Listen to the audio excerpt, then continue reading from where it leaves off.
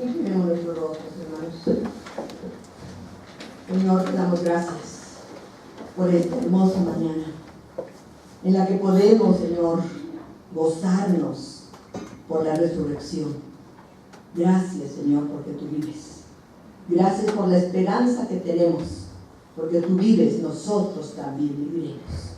Señor amado, te rogamos que tu Santo y Divino Espíritu sea con nosotros y en nosotros, para que hables a nuestro corazón y así podamos, Señor, entender, asimilar lo que tú tienes para nosotros en esta hora.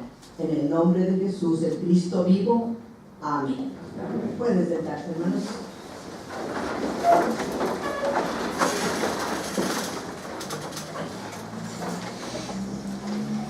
Damos gracias a Dios por encontrarnos aquí en tu casa. Damos gracias a Dios por esta hermosa mañana que podemos recordar al Cristo vivo. El viernes se consideró, vimos a Jesús en la cruz. Murió. Hubo discípulos que lo sepultaron. Allí estaban Nicodemo, José de Arimatea, que lo llevaron al sepulcro. Nos dice la Escritura que porque ya se acercaba la hora, el día de la Pascua, el día de reposo, todo lo hicieron apresuradamente. Pero lo llevaron al sepulcro y allí permaneció. Y resucitó como él lo había declarado. Aunque sus amigos, aunque los discípulos, las mujeres no lo reconocen. Y nos dice la Escritura que llegó allí María Magdalena, triste, llorando. ¿Por qué? Porque el llanto es el acto que de que se derraman lágrimas con frecuencia. Llorar es derramar lágrimas y lamentar o afligirse profundamente por un suceso. El llanto también es una magnífica válvula de seguridad. Calma la tensión como ninguna otra terapia. El psicólogo británico Dr. James Fairfax dice que la causa principal porque las salas de los hospitales mentales están llenas de hombres se debe porque casi los hombres no lloran. Porque se les ha dicho que los hombres no deben llorar. Una persona que estaba dejando su empleo de 50 años para emprender un nuevo negocio, lloraba cuando se despedía de sus compañeros de trabajo.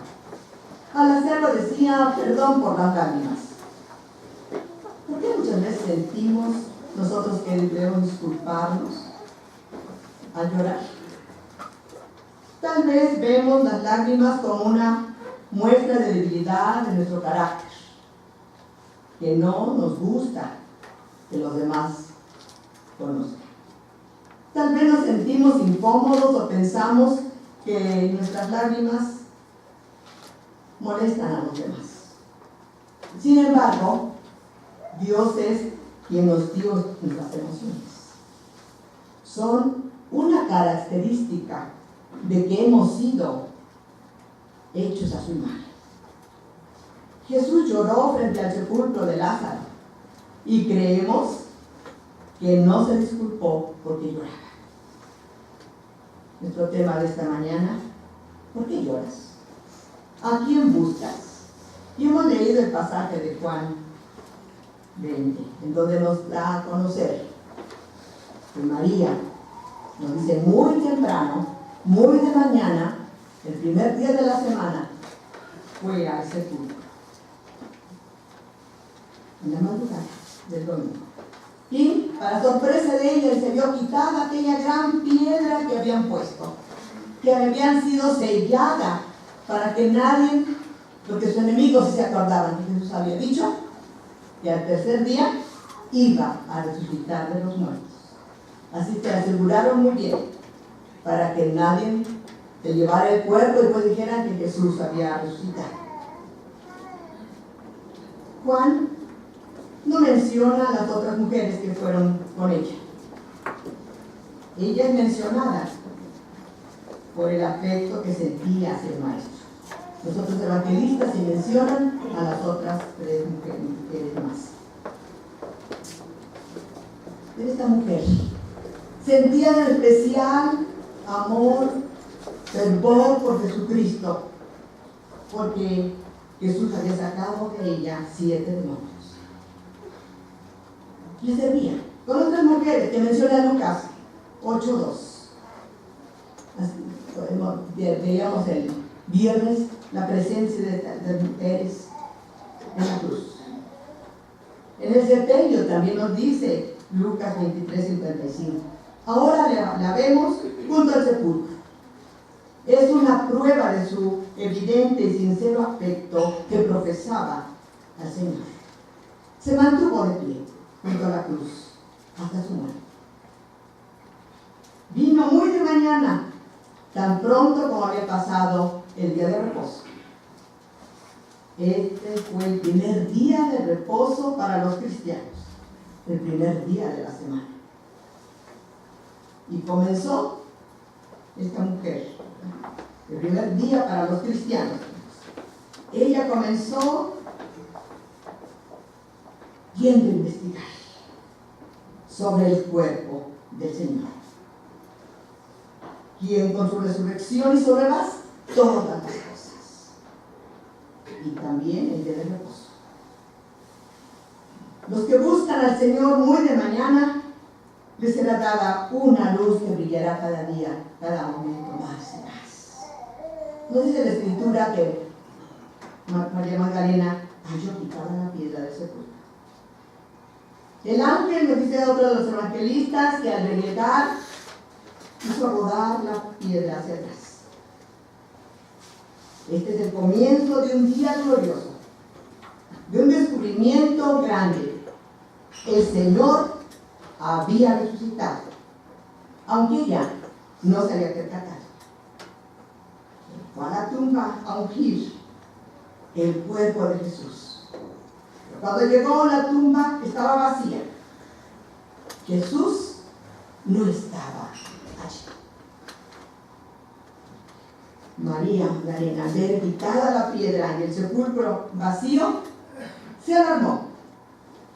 No recordó que Jesús había dicho que al tercer día resucitaría. María Magdalena suponía que sus enemigos lo habían llevado de su cuerpo. Ella no se quedó sola con su pena, sino fue a compartirla con sus amigos.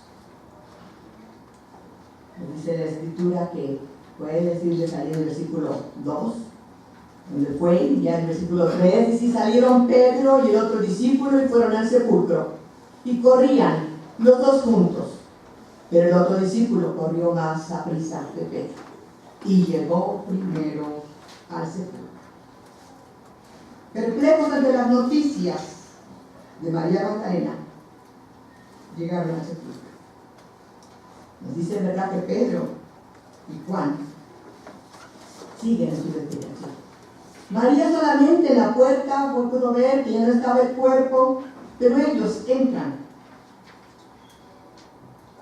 encuentran la tumba vacía. Juan no fue más allá de lo que María vio. No entró. Juan, el temeroso, solo pudo ver. Pedro, el más atrevido, entró al sepulcro antes que Juan.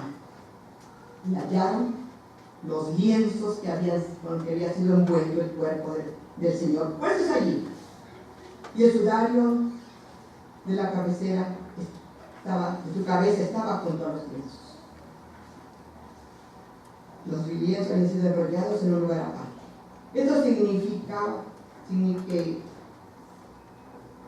los lienzos en los que se hallaba Jesús envuelto estaban en su mismo estado como cuando envolvía el cuerpo de Jesús. Teniendo en cuenta que fue envuelto, fue cubierto, nos dice la Escritura, con gran cantidad de especies aromáticas que habían sido embalsamadas. Juan 19:39 eran 100 libras con que habían embalsamado el cuerpo de Jesús, equivalente a 30 kilos de perfume. Era evidente que nadie había podido llevarse el cuerpo y quitarle los lienzos y ordenarlos de esa manera, ni habrían podido hacerlo sin desenrollarlos. Cristo dejó la mortaja en el sepulcro porque había resucitado a una nueva vida, completamente diferente. Dice la Escritura que Juan aventajó a Pedro en creer. Pedro vio y se asombró, se maravilló.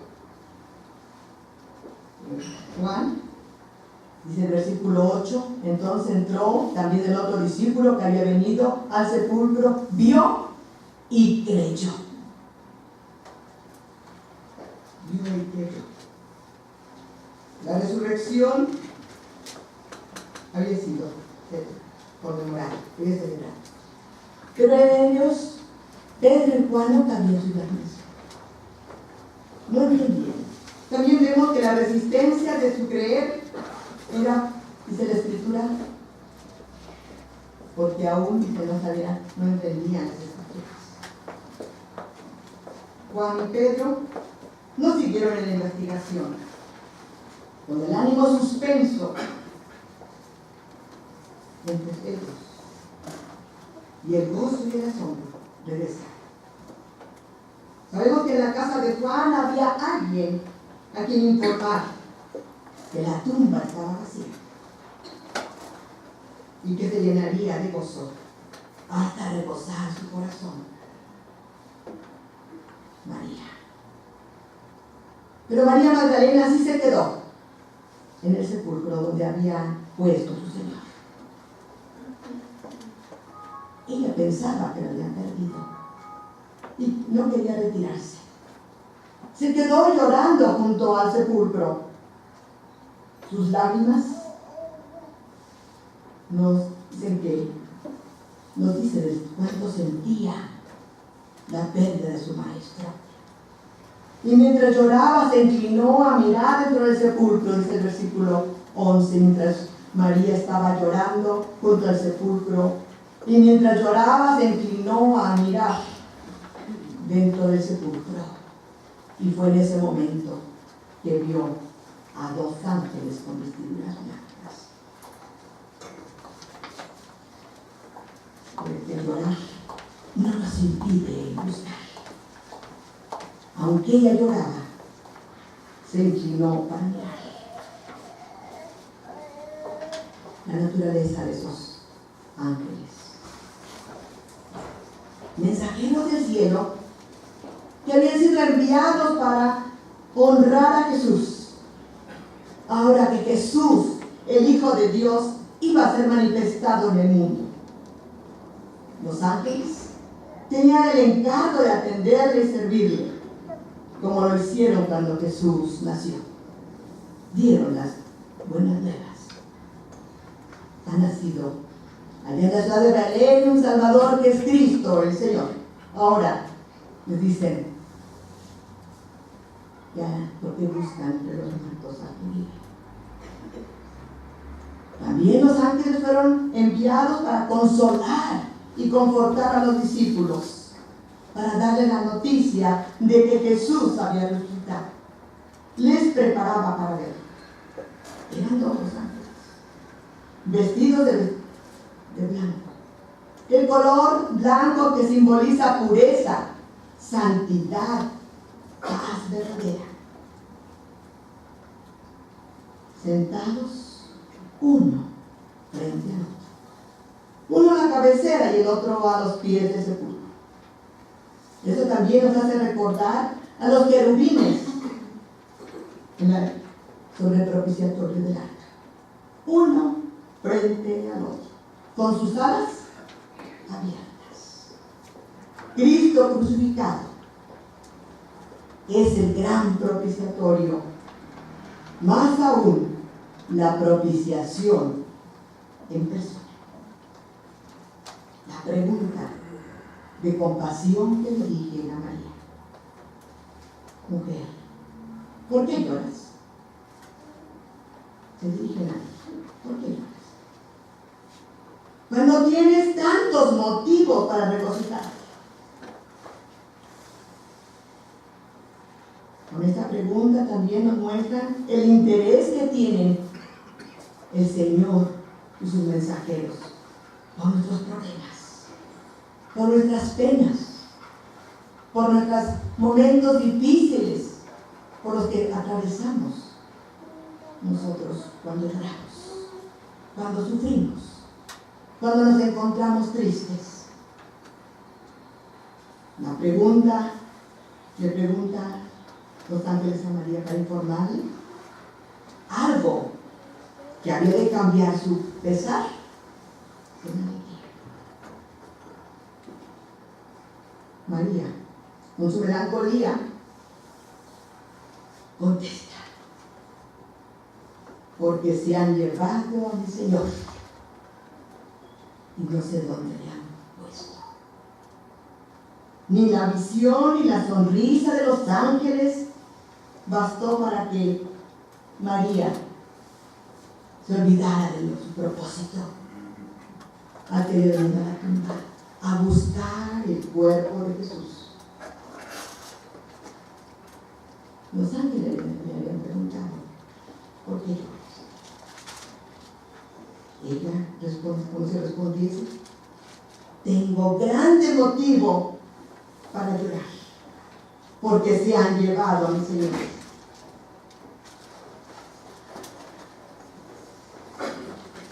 Nosotros nos preguntamos también: ¿por qué? ¿Por qué se aparecieron los ángeles a las mujeres y no a Pedro y a Juan, a los demás discípulos? Jesús permite que aparezcan a las mujeres como una recompensa de amor, de su amor a las mujeres y su servicio al Señor.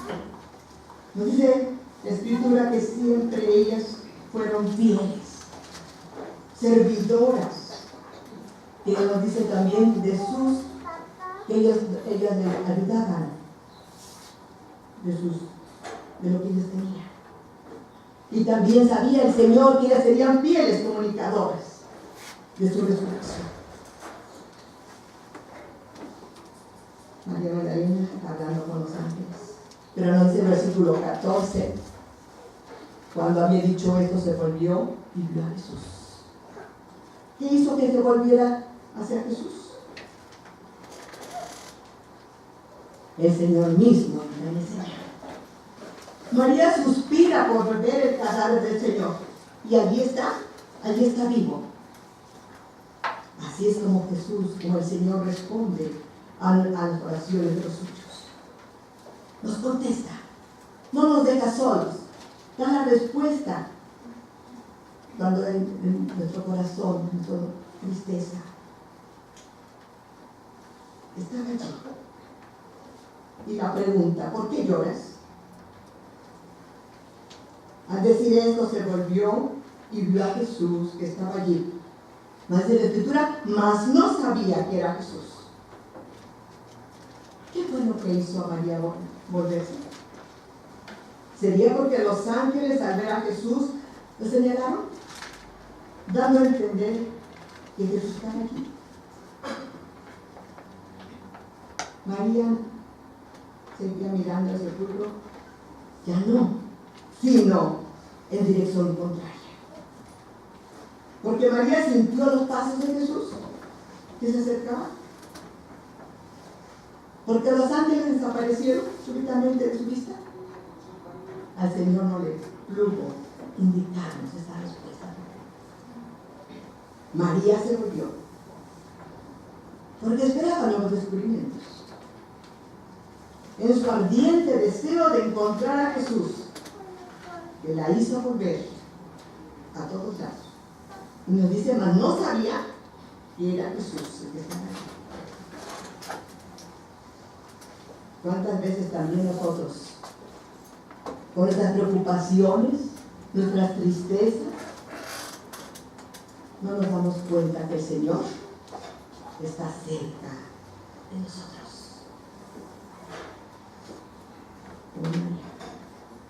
Jesús le pregunta, como cualquier otra persona habría hecho esa pregunta. Desde el versículo 15, Jesús le dijo, mujer, ¿por qué lloras? ¿A quién buscas? Y ella, pensando que era el hortelano, le dijo, Señor, si tú lo has llevado, dime dónde lo has puesto, y yo lo llevo. María, con ese deseo de tener cerca el cuerpo de Jesús, de ungirlo, quiere llevárselo. Era imposible, ¿verdad?, que una mujer cargara un cuerpo. Pero ella estaba dispuesta.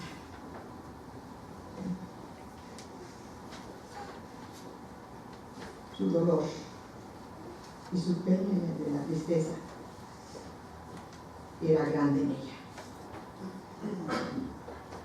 Por eso dice María que, pensando que era el hortelano, y su incapacidad de reconocer al Señor, supuso que era él. Y dijo, ¿cómo? Dime dónde lo has puesto. En su búsqueda. Por eso le dice, si tú te lo has llevado, dime dónde le has puesto. Pero solo una palabra, con el tono especial que Jesús solía llamarla por su nombre, le habla, María. Y volviéndose ella le dijo, Raboni. También Jesús dice, mis ovejas oyen mi voz y me conocen y me siguen. Esta sola palabra, con esta sola palabra, la oscuridad en el ánimo de María cambió en luz y esperanza. Al oír la voz de su maestro, que la llamaba por su nombre, María se volvió rápidamente y le dijo, Rabón, maestro, el gran maestro. Título que se usaba para dirigirse solo a Dios. Con ese respeto que María muestra al Señor. Por lo tanto, también debemos nosotros recordar, no olvidar que Jesús es el gran maestro, el Señor y soberano, y que nosotros también debemos dirigirnos a Él con amor, con respeto. En cuanto Jesús la llama por su nombre, volvió los ojos a Jesús. Y nos dice también que la tocó, hizo abrazar. Por eso el Señor le dice, no me retengas, no me toques. También podemos recordar que pudo Jesús decirle, todavía quedan 40 días que voy a estar entre ustedes. No me toques. Todavía faltan 40 días para mi ascensión a los cielos. En vez de seguirme deteniendo, María debería venir a comunicar el mensaje de la resurrección. Ven a mis hermanos. María debe dejar a un lado su devoción personal y comprometerse en la obra de testificar del Señor, de llevar a los discípulos. Y vemos cómo se dirige el Señor. Ve a mis hermanos, ve y dile a mis hermanos. Jesús había llamado a sus discípulos siervos, amigos, pero ahora hermanos. Es la primera vez que Jesús se refiere a ellos después de su muerte, después que todos le abandonaron y que huyeron al ser arrestados. Pero Jesús los perdona. Jesús ama, perdona y no nos recuerda, no nos reprocha lo que hemos hecho, sino con amor nos recibe. María debe ser testigo de la resurrección. Debe llevar el mensaje a sus discípulos. Jesús la convirtió en apóstol de los apóstoles. Y el mensaje que les lleva es: ve a mis hermanos y diles que subo a mi Padre y a vuestro Padre, a mi Dios y a vuestro Dios.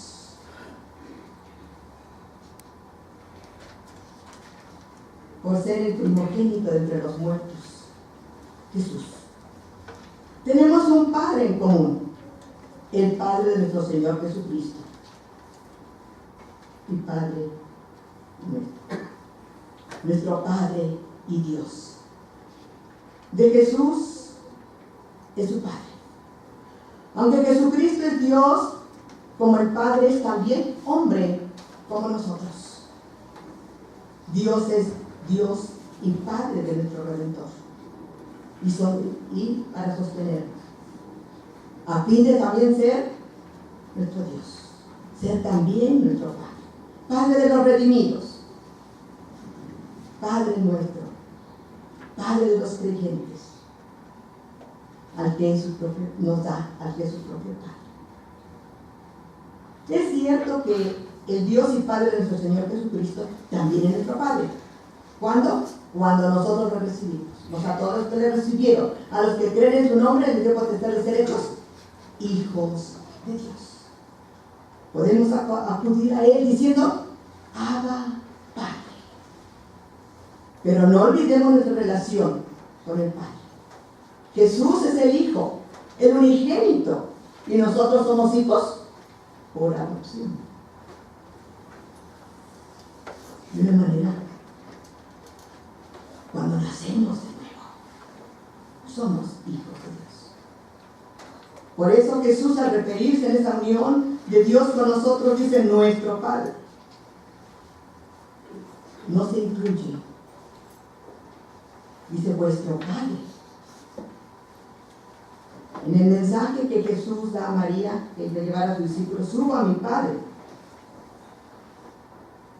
como una advertencia a los discípulos, para que no creyeran que la presencia corporal de Cristo sería permanente.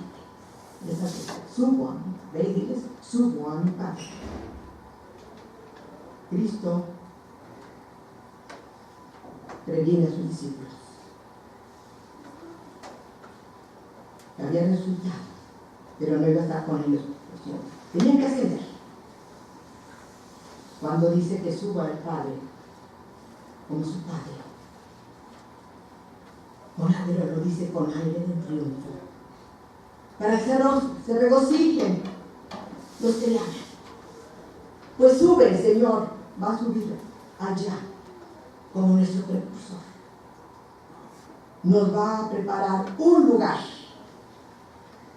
allá en los cielos, y nos esperará para darnos la bienvenida cuando lleguemos allá con Él. María Magdalena comunicó fielmente el mensaje. Les dijo a los discípulos, dice el versículo 18: María Magdalena fue y contó a los discípulos que había visto al Señor, y también les contó lo que Él le había dicho. Pedro y Juan la habían dejado junto al sepulcro de Lázaro. Ella buscaba el cadáver y se encontró con un cuerpo vivo y glorificado. Encontró más de lo que buscaba. Y tuvo el gozo de ver al Maestro y conversar con Él. Cuando Dios nos consuela, es también con un objeto, con un propósito, de que nosotros consolemos a otros.